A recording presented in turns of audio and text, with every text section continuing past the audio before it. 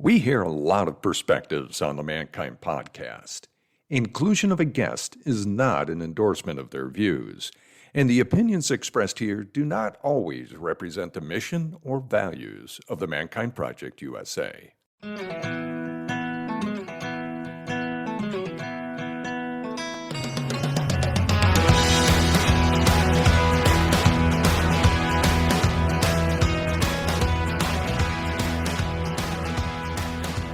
G'day, and welcome to another live recording of the Mankind Podcast, the show where we break the molds of modern manhood to prove there is more than one way to be a man. And today we are joined by author and founder of Conscious Stories, Andrew Newman. And I love this organization, the Mankind Project, because let me set the scene. My wife is in the very later stages of her third trimester with our daughter, Bindi. This is 2022. And the algorithm caught me. I started getting these ads for Conscious Stories. And I was looking at these books, and it's about, raising kids around emotional intelligence and self-awareness. And you can see Andrew's holding them up now. I got 3 of them in my hands right now. And I thought, babe, we need these books. Let's put them on the registry. And she said, yeah, no, because babies can't read. And I thought, okay, maybe we'll wait. And so first birthday comes around. Not yet. Second birthday comes around. Our finances need to be put elsewhere. Third birthday comes around, and I call my mom and dad and I say, do you want to be the greatest gift bearers of this Christmas? It's time we get these stories. And interestingly, at the exact same time, you reached out and said, hey, I'm the founder of Conscious Stories. I'm a new warrior, brother. I've been through the new warrior training, part of the Mankind Project. And I said, shut up. Worlds colliding right there. Not only have I been following this brand, Dr. Shafali, who is a big advocate of the brand, but you reach out and say, hey, I want to come on the show. So just goes to show who we have in this organization, the reach we have around the world. Mm-hmm. Longest intro of 240-ish episodes. Andrew Newman, welcome to the Mankind Podcast. Brandon, such a pleasure to be here with you. Yeah, you're right. We've got an incredible community of men all around the world doing fascinating things. Absolutely. So, mate, the last 20 minutes of the day, mm-hmm. You sent these books over. We put in the order. You threw in 4 extras for us, which was wonderful. I've been reading The Tree of Goodness. Tree of Goodness, yeah. Tree of Goodness. We've been reading the Circle People, mm-hmm. and we've also been reading the Breath that was trying to find God. The prayer who searched for God. Yeah, the prayer who searched for God. And I tell you, man, I've always loved. I'm typically in charge of the nighttime routine, but it has just made it so special for me, especially considering I've been doing a lot of reading around Dr. Daniel Amen's work, and he speaks about the special time. If you can just carve out 20 minutes a day of special time with your kid where they lead, they're in charge. And I've been really feeling shame and guilt that I haven't been carving that with my workload. Well, we've been able to find it in the most accessible time of day, right before bed, with these books. So I want to ask you, mate, what was the calling to write these stories and make them accessible to parents out there who want to raise emotionally healthy and whole children? Brandon, there was this moment. I felt pretty deep in the personal development swimming pool when I was in my early 30s, and I was in this school learning about developmental psychology. And I wait, are you just telling me that all we're doing is resolving the first 7 years of our life? Like, that's kind of it. We're gonna live the first 7 years. We're gonna learn some things wrong, and we're gonna spend the rest of our life trying to unlearn them and kind of reframe and come back to the who we are at our deeper self. And I realize it is so much work as adults to do that repair. And from a simple energy equation, it is a much better use of my time, effort, and resource as a healer and as someone who wants to support the world, that I support the littles getting a good start rather than supporting us adults kind of trying to find our way back. I do both, but it was really in my heart to support the kiddos in this way, and I could see that I had this very unique experience of, not becoming a parent in my 20s and having the time to do the studies in my 30s. And it's like, if you become a parent, you can't do the depth of work that you can do if you, footloose and fancy free like I was. So it was like, I felt like I'd learned some things that I wanted to be able to translate, not only for the kiddos, but kids' books are one of the few shared experiences that are adult and child are really together.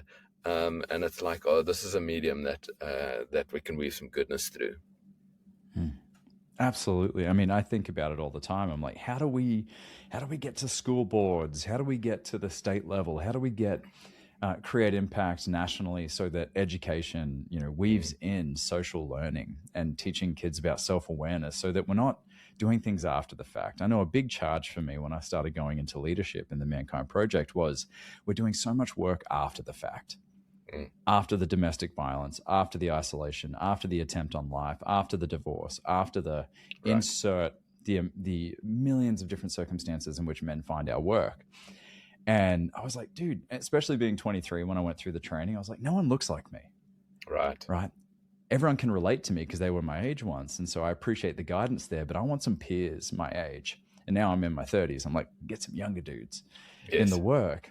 And it's like always after the fact, how do we get them early? And stories, man, stories. Like I have such vivid memories as a kid with my mum and my dad reading I Love You Forever.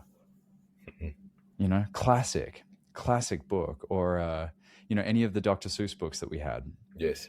And I remember that so vividly because that narrative transportation that was created, especially as kids, when we don't have these filters of work and responsibilities, it's like the imagination is just so capable at that age. And to your point, I'm reading these books and I love, they always start with a little breath meditation. And my daughter wants to get into the story, so she's like, I've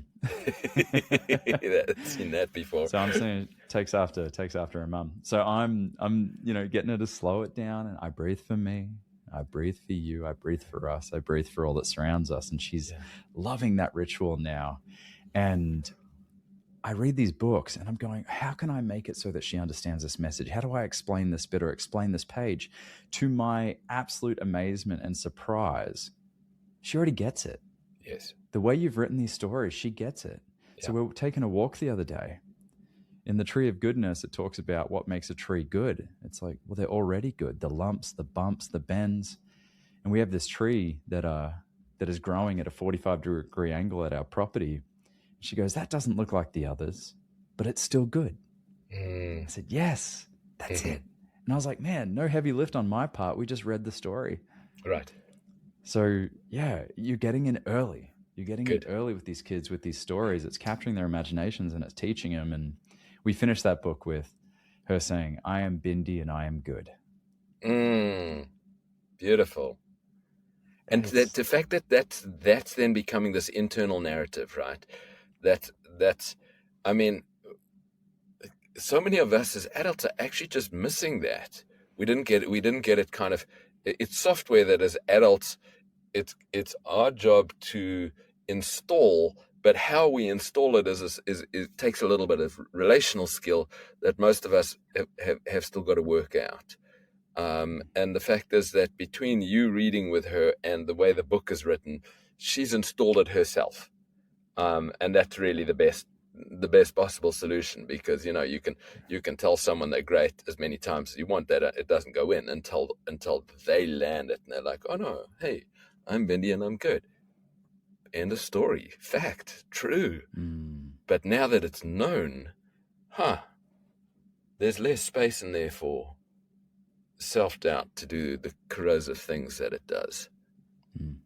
Well, let's tell the story of the inverse, which you started with, is that we have these moments that typically happen before the age of 7. Even if we had two parents that loved each other, that loved me, like there's going to be a wound somewhere, right? And we're not trying to like seek out wounds here, but just recognize that our belief systems form at such a young age. Right. And so children are masters at getting their needs met. they will find a way, whether they have a lot or they have a little, they'll find a way to get their needs met. And those belief systems get adopted. Like, okay, for me to be safe, I need to be quiet, or my voice doesn't matter. Yep. And like you said, end of story. Whereas you can do the opposite as well, is you can inform positive belief systems in them that they can go, I am good, end of story. Mm-hmm. So what was it for you, Andrew? What was it for you? It's because, I mean, obviously you got involved in the work. Every man of the 80,000 that have been through our trainings have a different story. But where were you getting stuck, and what did you learn in your journey through men's work or other work that you went, wow, like I need to change this story? Yeah, I mean, I came to personal development through the door of crisis, like most of us. That looked like for me being a 27-year-old, leaving a fourth-generation family jewelry business that didn't have a path to continue if I didn't take it over. And yet there wasn't a path to take it over because I had a father who didn't know how to do that. And so getting out was legitimately very hard for me. My body threw a lot of discomfort and disease at me. And the morning after spinal surgery, I woke up and said to my dad, I'm never coming back. And it was just something that switched under that anesthesia that I'm like, hey, hold on, this has gone way too far. And I didn't at the time know how to listen to my body and really listen to kind of my own desires and wants in a way that was I was able to follow, and I was able to communicate clearly. I felt my communication channels weren't well developed. And so when I came to the Mankind Project, I had already started my work, but I'd started it really in a very female-centric environment of healing, 80% women, and that's where I felt safe, because being a sensitive, overweight kid in apartheid South African all-boys Christian education was an absolute onslaught. They really didn't feel like a place of nurturance at all. And so the first thing that my men's work began was restoring trust, and trust with other men, and in some ways then belonging that I had a place there. And that was 2006 in South Africa. So nearly 20 years later, I've pretty much sat in a men's circle every 2 weeks for the last 20 years. South Africa, Scotland, moved to the States, Colorado, moved to Hawaii, moved back to Scotland. There are men in my life everywhere who I can lean in on and really drop deep and trust and communicate, and we share a common language. And out of 20 years of personal development, there are 2 weekends that stand out as life-changing, and this was really the one that opened all the door into the masculine personal development work that I've done. Mm-hmm. Yeah, I can resonate. Private all boys school wasn't necessarily the breeding ground for healthy expressions of masculinity. Yeah, there were some, but they were definitely crowded out with the noise of not so positive messages that didn't align with me either. So to find safety and trust in men again is a huge journey for many men. I recognize that. Mm-hmm. I want to create an opportunity here to invite our listeners into that narrative transportation we were talking about here. And so I want to encourage everyone listening to, whether you're thinking about your own children, whether they're big or small, or even just your inner child that is there, that still has needs that need to be met. I want to invite that forth to the stage of our interview with Andrew. What's up, everybody? Let's be real. Christmas is a magical time of the season, but it's also exhausting. Late nights, early mornings, packed calendars, kids wired on sugar, and somehow you're still supposed to be patient, present, and cheerful. That's why Magic Mind has been a part of my mornings this season. It's a mental performance shot that helps me stay steady when everything feels turned up. Ingredients like lion's mane supports focus, ashwagandha helps manage stress, and matcha with L-theanine gives clean energy without the crash. Even better, every ingredient is rigorously tested and every bottle hand inspected. For me, it's about showing up clear-headed for my work, my family, and those magical moments that actually matter. So if you want to feel a little more present this Christmas, check it out. Go to magicmind.com/mankind50 and use the code mankind50 at checkout for up to 48% off your subscription. You can find links for this in the show notes. Thank you for your support as always. When you support our sponsors, you support our show. And now back to Andrew Newman. Andrew's going to share one of his stories that I have right here. The dad who didn't know. That's the next one that I'm going to be introducing. We're rewarding potty training with my daughter. So if she poops in the potty, a new book gets introduced. Right. But here it is. For those that are joining us through video, The Hug Who Got Stuck. The Hug Who Got Stuck. Well, children of all ages, gather around. And I am going to pop up a screen share for those who want to pick us up on YouTube, but you can just listen along. I will say, if you're driving, part of my work, if you fall asleep halfway through the story, my work is done. But I don't want that to happen on the road. So let's see if I can. There we go. The Hug Who Got Stuck.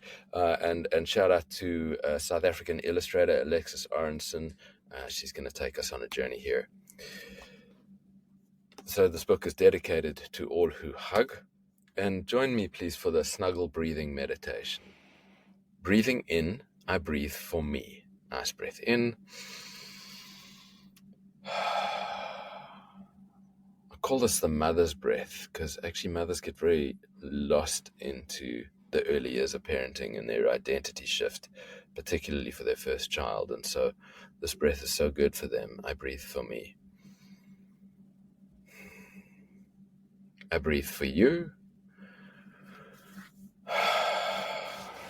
I breathe for us.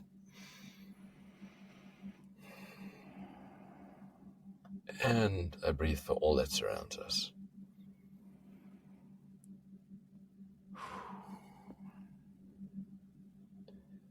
Now, we've just done the fastest possible thing to co-regulate, which is paired breathing with the same intention. And I often get kids to make their own breath, but they follow this and they learn from it. And there's a sort of a relaxation that happens in the body. And then story time lets us come side by side and go on an adventure together. So let's do that now. Once upon a time, on a very ordinary day, deep in the center of a very ordinary heart, an extraordinary thing happened. Deep in the center of this heart was a hug factory. The hug factory made the most warm, cozy, cuddly hugs. Now, if you didn't know, hugs come zooming in the door of the heart, and their love glows so brightly, and that love gets caught on the solar panels, and the solar panels fill up the big green battery in the center of your heart with love energy. That battery powers a little light because there is a forest deep in the center of your heart where baby hugs are growing on trees, hydroponically drip fed by stardust, rainbow light, and a basket of warm, fuzzy feelings. Fact. Yeah, known. And when hugs are ready, they get picked and they get taken through to the encoding room. And from the encoding room, they get to zoom out into the world and deliver their love. And that's all on a thanks. Alexis has designed such a beautiful hug factory for us. So each hug was freshly made and specially encoded with just the right amount of love and care to delight the heart it was made for. Being a hug wasn't always easy. Sometimes a lonely thought or bad feeling would trap a hug in a sticky web. And the sticky web is words like, nobody loves me, who cares, I'm all alone, there's something wrong with me. So, to help hugs deliver their love and care, there was a big sign on the factory wall. Reminders to being a great hug. 1, breathe in love to glow brightly. 2, focus entirely on the heart the love is for. And 3, don't pay too much attention to the web of sticky thoughts. On most days, you could see streams of hugs entering and leaving the door of the heart, zooming away like bees from a hive. But not on this day. On this day, there was a problem. One special hug on its way out of the heart got stuck. Very, very stuck. Oh no. This hug had forgotten the third rule. It fought against the web of sticky thoughts to get free, but every wriggle and squirm trapped the hug even more. Soon the hug ran out of breath and lost its glow. Inside, the heart became horribly congested, with crowds of hugs waiting to get out. Unused hugs were put into boxes until every inch of space was filled up. Outside the heart, there was also a problem. A traffic jam of visiting hugs couldn't get in to deliver their special love and care. Soon the factory stopped making new hugs. Oh no, it's like all the lights have been switched out. It's gone really dark in there. That big green battery of love is kind of empty. Oh. There was only one stuck hug in the center of one ordinary heart, but all around the world, hugs lost a little of their glow. Kids somehow, it doesn't matter what their age, they really relate to this. You know, it's this thing when we're in a bad mood, the whole world looks awful. You know, it's kind of like the filter drops in front of our eyes, and that's what we're catching here. So let's see what happens to this little hug. The hug sighed helplessly. Join me, Brandon. Nice big sigh. It stopped wriggling, stopped squirming, and stopped fighting. In that moment, something magical happened. As it stopped wriggling, it breathed in love and glowed brighter. As it stopped squirming, it remembered the heart it was made for. As it stopped fighting, it slipped right past the web of sticky thoughts. Altogether, free! The hug glowed brighter and brighter, zooming away toward the one special heart it was made for. The hug factory clinked and whirled back to life. A flood of hugs passed in and out of the heart, each delivering their special love and care. It was just one hug who got unstuck in the center of one ordinary heart. And all around the world, an extraordinary softening happened. The end. Of course, we've got this little activity page at the end, which has got your daily hug meter. So Virginia Satir was the founder of Family Therapy, and she said we need 4 hugs a day to survive, 8 to maintain, and 12 to thrive. And so it's a worthy challenge to go after that, Yes. seeing if you can get your hug count up for the day. Oh, and I haven't seen this yet. Stickers. There are stickers in the back, and of course, my kid is going to go wild from that. And I know that she runs into daycare and she just tags every kid with a hug. Right. And for the librarians and the school teachers, the sticker sheet is perforated and you can take the whole thing out of the book, so you do not have an attack of the 4-year-old sticker hunters. Yes. There you go. Yes, the 4-year-old sticker hunters. Very real problem. Andrew, thank you. Thank you for taking us through that. The assumption from the outset is that you created these books for kids. And I can tell you right now, I feel like you created this book for me. Because these messages, packaged simply, remind me of where my needs aren't being met for my inner child, my little boy inside me. And I think about those quick hugs, a little pat on the back kind of thing. And it's like, man, like maybe, amongst consenting adults, like, can I get a longer one? Right. Like, I had to learn how to hug when I was 18. Because there's no touch in my family. Yeah. So it was like, and then I timed out of the all boys education and went into university, and suddenly there were girls around me, and I'm like, I want a date, but I think like people seem to like having touch, but this is really a lot for me to experience, the physicality and touch, and and any sense of closeness and intimacy. Really, I literally had to learn it as an adult. Yeah, powerful, mate. Powerful. Yeah. My mentor, Larry Dawson, he said to me, because I had to learn myself, he's like, "I'm not a bloody dog. Don't pat me." I'm like, all right, noted. Right. So I have given up the pat when it comes to those hugs. So tell me, Andrew, the author, what is on the horizon here? What is the next parable that you are working on to introduce into the world for parents and their kids? The writing space in me is emerging. So for parents and kids, I mean, I want the phone call that says, "Hey, Andrew, come to our school," because I've got a hell yes, let's go. I want to be in the room with parents having this conversation about how to use the last 20 minutes of the day to regulate, to reflect, and to affirm. And when we do that in the last 20 minutes of the day, it helps our kids metabolize all those little micro bruises they've picked up from difficult playground experiences or relationship experiences. You say your little one's 3 years old, that's 1,000 days, right? That's like 1,000 days old, right? And they're just trying to work it out. And so it's still very much a mission, to support the work of my TED Talk, which is why the last 20 minutes of the day matter.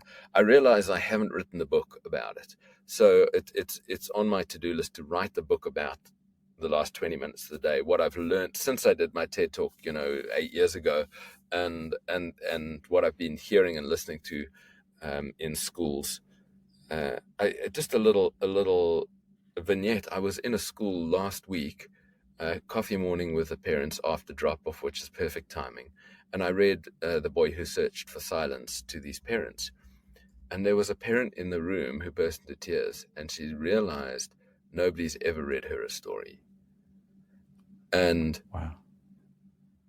She had a 360-degree experience, because in that moment, like, she's a good parent. She's been reading her kids stories. She just didn't realize what they were getting by her doing it until I read her a story, and she felt what it was like to receive that, and to be in the atmosphere of the kind of the togetherness that gets created in that moment.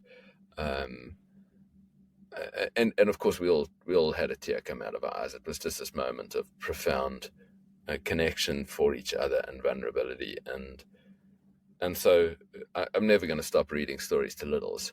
But I also have a mission for the grown-ups, and for us to come out to the places where we learn to hide, for us to follow our inner brilliance and our spark. And so that body of work is just really coming into fruition. I'm sitting here holding the very first copy from the print on demand shop of a book called Unhide Yourself, and that it's kind of in poster print on the front cover, like it's an instruction, y'all. It's like, come on out. Where have you been hiding? We want you to come forward, and this is so essential for your parenting, actually, that your kids are watching you, and they're watching and learning. Hey, if mum and dad hide, then that's what we're supposed to do. We're supposed to hide too. So, thanks to the work I've been doing in my circles and through therapy, I recognized that one of my earlier stories was that there wasn't enough attention in the room for me. Right. And that I had to compete with my dad for attention, or I had to compete with my siblings, and so what that turned into was this overcorrection to having to be this like big, loud, noisy centerpiece in any environment, which really was coming from a place of lack. And anyone who's ever tried on extroversion for the sake of gaining validation or connection, it never typically goes that way. Nope. It certainly falls short, because people can sniff out a try hard instantly. And what I corrected in that was then I went inward. I did the opposite. Huh. Right. So my voice doesn't matter. I can't be seen. Right. I have to be small. I have to be safe. And so I recognized that, okay, I I have an opportunity here. Yeah, right. Ouch. I've got my first child coming into the world in 2 months, right? My wife and I were at a retreat and one of the exercises were, what are your family values? And it's like, man, I looked at her, I said, were you raised with family values? She goes, implicit, I guess, but it was never really laid out. Her parents divorced when she was young. She goes, did you? And I said, no, not really. I mean, we had great role models like my grandpa and stuff, but it wasn't really clear. Mm-hmm. So I said, let's make them together. And the first Clift family value is never dim your light. Mm. And the tagline to that is be as big and bold and beautiful as you are. Love that. So therein has been the work and the journey, because now my daughter is just looking up and absorbing everything the world is providing for her. And of course, her greatest contact comes from me and my wife. And that's how we want to raise her, is that she can express herself, to let it out and not surround yourself with people that want to douse your fire, people that want to pour gasoline on it. And so when you reached out, sharing that, big part of where you're taking your writing now is self-expression and not letting your trauma do the talking, right? It's instead follow that spark. Right. Per se. So I'm excited to hear about this message. So can you give us a little bit of an early access into how you're expressing this message and the forms in which it's going to come out? Are we going to expect a new one of these that follows that tale, or is it the book that you're holding in your hands? Yeah, the starting point is 2 adult books. So the main body of work is in a book called Follow Your Spark, Not Your Trauma. And but ironically, that book has gotten so big and unwieldy that I've pulled out the Cliff Notes and published that first.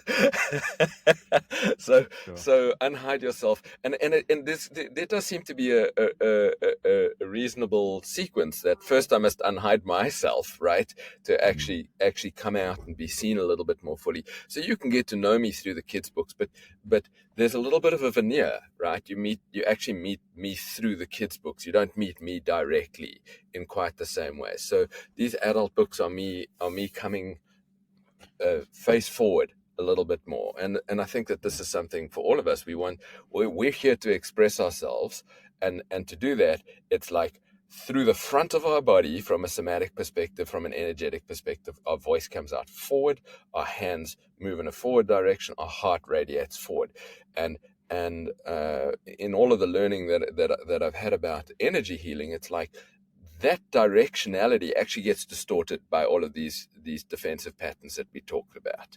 So learning to stay open and be seen and to be received is a whole journey. And so I'm the guy who likes to do. My brain does a lot of napkin maths and doodling, and I'm like, wait a second. You've got your post-its there.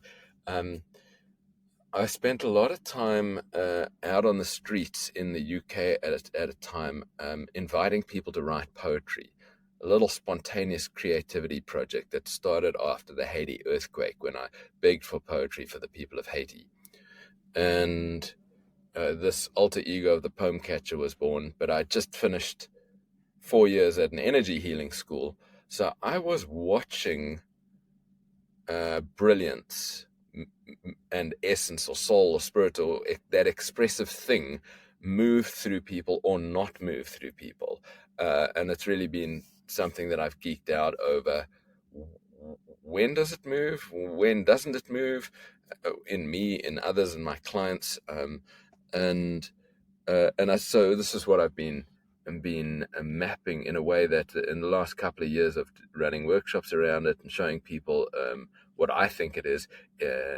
It's just launched folks into conversations about where we quit on ourselves, why we quit on ourselves because of our safety system doing things, and what we can do about that. And yeah, so let's start the conversation there. It's a whole doorway that we can get into. What are you hearing, and what's interesting for you? that it's less about adding anything to the soup. It's about, more than anything, elimination, whether that's belief systems or stories. It's more of a inner locus of control kind of process of picking up the pen yourself and writing the story. Yeah. So if something is inhibiting me from showing up the way that I want to show up, or maybe I don't even know what that is yet, I just got a sense, something in my gut or my heart is telling me like, this isn't it, that I can't be looking outside of myself and be going, I'm not in my best place because of her or him or work or society or geopolitically what's happening, or it's up to me to remove the veils in order to get that expression out. But we have to do the dirty hard work. Yeah, it's a tricky combination. So if I bring us in a layer visually again, we all have ideas that bubble around inside of us. For some of those ideas are easily accessible. For some of those, even getting to the idea and the desire can be a little bit further away. It can be a little bit repressed. But when we have our first spark that bubbles in the interior, our safety system immediately activates. Right, these echoes from childhood light up in us. And so we're like, oh my God, even if it's simple, right? Hey, I want to invite people over to dinner and have a dinner party. And then there's this little checkpoint that goes, I don't know, that last dinner party you had, you burnt the chicken and it didn't go so well. And remember that argument that happened when John drank too much, or whatever the things are. All of those memories come up, and then now we're in a potential battle between this desire and this longing that wants to accelerate forward and create the thing that you want for your life, and the safety system whose job it is to tap the brakes, and so how those two relate with each other is really the heart of what it is that I'm working with. People quit when they have before their idea even gets into the world. Some people quit when they've created something, but the moment you start to create something in the world, there's always a little speed wobble. It's like a 4-year-old trying to ride a bicycle. You actually have to pedal faster if you want to get going to where you're going. Some of us quit, and this is frankly me at times. I don't have the grit and the persistence on certain projects. I'm like, oh my God, this is getting too hard. I'll just stop. Others of us can't take in the feedback that the world wants to give us. The first kids book that I wrote, I gave an instruction to my illustrator not to show anyone, because I literally hadn't had the psychological development that proved to me that feedback could be a kind, nurturing, loving thing. And I needed to give that to myself before I could get it from the world. So I hid for a moment. Yeah, and so we have so many opportunities in our self-expression to test whether or not our original beliefs are true or not. And if we, part of my theory about, like, we've gotten so caught up on trauma, we got so focused on trauma, and I get that it's captivating because, firstly, I did this. There are nuggets of gold buried inside you on the other side of the kernel where your trauma is held. And if you can mine, and if you can dig hard, and if you have the right support, and if you have the money for all of that, and the grit for all of that, you can free those nuggets of gold. There's no doubt about that. And in fact, doing that's important work. But it still doesn't create the life that you want. You still have to move forward. You have to apply your spirit to your ideas. You have to apply your hands and your heart to your vision. And that's the territory of self-expression. Yeah. I want to shout out Chris Hemmings, the founder of Men's Therapy Hub. It's a collective of male therapists for male clients. Mm-hmm. And we had him on the show to talk about it. He's been on a number of times, and he said one of the biggest challenges with the traditional therapy route or the traditional healing route is it was in essence designed first and foremost for women. It wasn't designed with men in mind. And a big challenge that therapists get stuck in with men is that, okay, we're going to take you to the trauma, we're going to take you to the pain, we're going to sit with it, learn about it, and then it kind of stays there. So it's like we sit with the chaos and then we stay there. Yes. And for some, that works. They need to get on their hands and knees and crawl through it to truly get fed up and get out of it on the other side. But what is often missing for a lot of people, typically men, is they want action to follow. Right. Give me a plan. I want accountability. And that's what Chris came on to talk about. Was his therapist, what they do is, okay, this thing happened to you. Here's the meaning you made of it. Let's do some process work to look at it from a different way, renegotiate with the memory, create new meaning around it, recognize that it was a time. It doesn't define who you are right now. And here is the action plan of how we're going to do it. Right. How we're going to work through it. And it's not a perfect plan, but it's left foot, right foot, assess. Left foot, right foot, assess. Oh, that worked. Sweet. That didn't. Cut it. Right.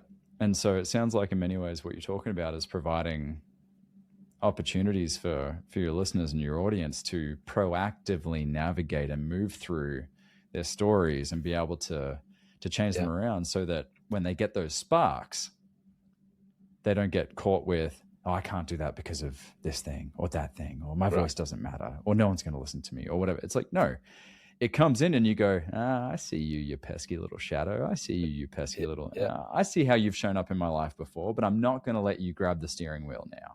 Right. So you may always be a part of my story, but you're not a main character anymore. Yeah. And we have to sort of stop being surprised that this happens. It's like, oh my goodness, my shadow's up again. Why? I thought I did all this work. And I'm like, no, that's not how it works. Actually, it's part of the signpost telling you which direction to go in.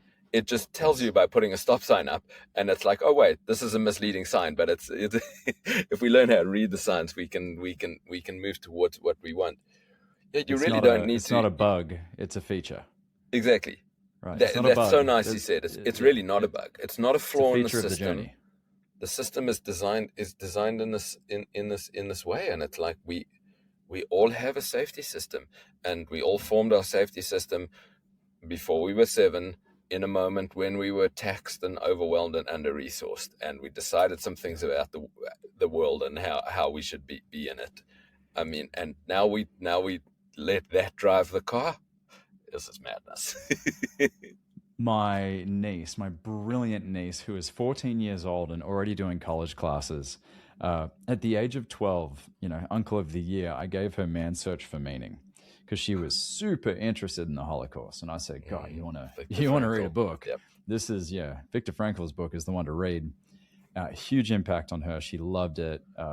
And so now at 14, she's starting to share with me some of the challenges around things not going as planned as she'd like. And so I thought, ooh, avid reader. I love this kid. This kid's my hero. This young lady is my hero. So I bought her for Christmas The War of Art by Stephen Pressfield. And for those who aren't familiar with The War of Art, to me, it's one of those must reads, I think, for anyone. It talks about resistance, that in any person's story in their life, there will always be resistance. And it shows up in all these different ways, and that you can always anticipate it. It will always be there. It just comes down to how you approach the resistance, knowing that it's coming. So you have a spark, you have an idea, you want to pursue it. And guess what? Resistance is going to be there whether you like it or not. And so with an attitude of, kind of, let's go. 12 rounds with Tyson, we got this, I've seen you before. I've seen you before in various different forms, or here's a new one. Now this, right? Yep. Expect to be face down in the arena. Yeah, but at least you're in the arena and not in the stands. That's right. Yeah. Brené Brown, beautiful writing. Yeah. So Andrew, you've got some very exciting things on the horizon. We're definitely going to have to bring you in as a part of your book launch. So that we can, thank you. Love that. We can get the message out there about, unhiding yourself, and so that you can fully express. I think there's something in that. Even the most introverted people on planet Earth, I feel like there's a primal need to express, and there's a million different forms of that. But the when it feels like the option isn't there or the ability isn't there, I can only speak for myself. It feels like I'm breathing through a straw. So I'm excited about this book and promoting it and getting it out there, and equally as excited to keep working through these incredible books that we now have ownership of, and to see the downstream effects. I mean, I'm seeing it immediately with my daughter, mate, and this is the Hug Who Got Stuck is going to be the next one that we introduce. I instantly want to go the Dad Who Didn't Know, because we're getting a lot of the whys right now. Okay. Why? But it's good timing for that book. Yeah. I'll wait for the Hug book to go through.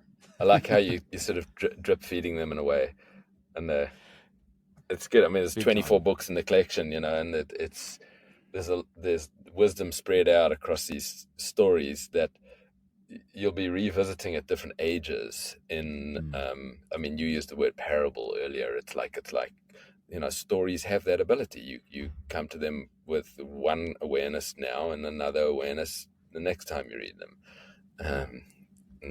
That lets them live on. Yeah. So Andrew, we're going to have you back on to talk about your book when it comes out. But for now, how can folks follow you, your journey? Of course, we're going to have links to the TED Talk in the show notes, links to Conscious Stories. What are other ways that they can follow your journey so they're the first to know when this book is out? Well, actually, you could, this is a soft launch. Don't tell anyone. I mean, tell everyone. AndrewNewman.me is where my adult work lives. And Unhide Yourself is available now on AndrewNewman.me. Kids books are through ConsciousStories.com, and those are my two worlds. The best places to connect with me. There's some social media out there. Conscious Bedtime Stories is the one platform, and there may soon be a social media for the adult stuff. I'll let you know. I love it. Fantastic, mate. Fantastic. Well, thank you for making these powerful messages and lessons accessible to all kids, big and small. Mm-hmm. It's been a pleasure, mate. And of course, the greatest thanks goes to all of you who join us each and every week for this, the Mankind Podcast, the show where we break the molds of modern manhood to prove there is, in fact, more than one way to be a man. What do you say, Andrew? Have we done that today?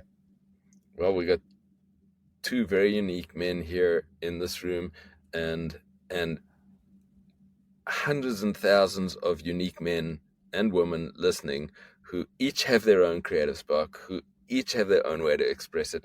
None of us are the same, and yet together we're here to thrive. So let's do that, shall we? I'll take that as a resounding yes. Beautiful, mate. Till next time, and of course, you all take care of yourselves this holiday season. Lots of love. Bye for now.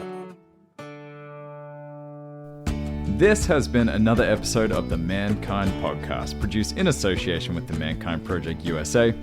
We have been your host, Boyson Hodgson, and myself, Brandon Clift, and we want to thank our guests for joining us today and imparting their wisdom from their experiences in this amazing journey called life. If you want to find out more about today's guests and support them in their mission, you can find links to them in the show notes. Now, if you have found gold and insights that you believe could benefit your loved ones and those you care about, be sure to share it with them.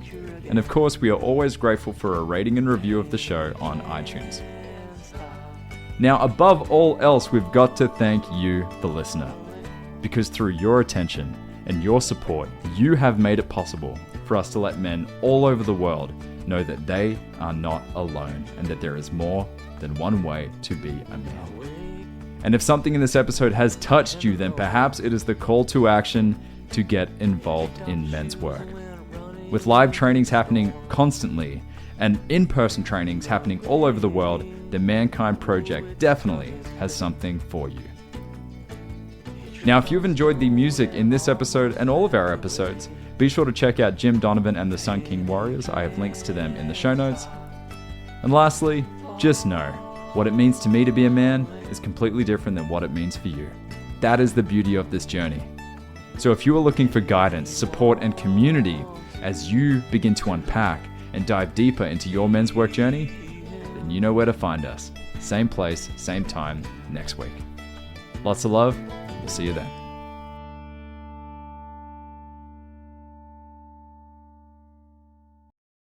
Hey, it's Boysen here with the Mankind Podcast. We are closing in on 100 5-star reviews of this podcast, and we have a goal. Brandon and I want to get to 250 5-star reviews. So help us out, will you? Please go to the Mankind Podcast on Apple Podcasts or Spotify and leave us a review. Thank you.